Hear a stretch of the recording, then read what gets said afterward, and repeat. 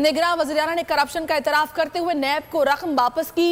निगरान वज़ीर आला शफाफ इंतखाबात के लिए इलेक्शन कमीशन की मुआवनत का पाबंद है। इसी हवाले से बात करेंगे बोलने के नुमाइंदे अब्दुल रहमान से। अब्दुल्ला, कीजिएगा, जो पिटीशन तैयार की गई उसमें क्या मौक़िफ़ अपनाया गया? निगरान वज़ीर आला पंजाब की तैनाती के खिलाफ आईनी पिटीशन तैयार कर ली गई है, जबकि निगरान वज़ीर आला पंजाब की तैनाती को बराह रास्त सुप्रीम कोर्ट में चैलेंज किया जाएगा। आईनी पिटीशन में election commission of Pakistan Punjab की जानब से निगरान वज़ीर आला पंजाब की तैनाती के नोटिफिकेशन को चैलेंज किया जाएगा, जबकि आईनी पिटीशन बैरिस्टर अली जफर और अमर सईद राना ने तैयार की है। आईनी पिटीशन 11 सफ़ात पर मुश्तमिल है।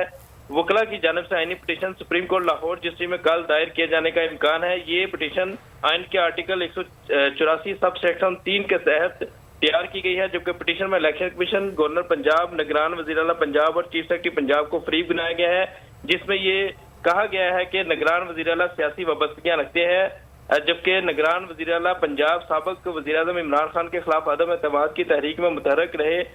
उन्होंने करप्शन का एतराफ़ करते हुए नैब को रकम भी वापस की, जबकि निगरान वज़ीर आला शफाफ इंतखाबात के लिए इलेक्शन कमीशन की मामलत का पाबंद है। इलेक्शन कमीशन का सियासी वाबस्तगी रखने वाले निगरान वज़ीर आला की तैनाती का नोटिफिकेशन नामुनासिब है।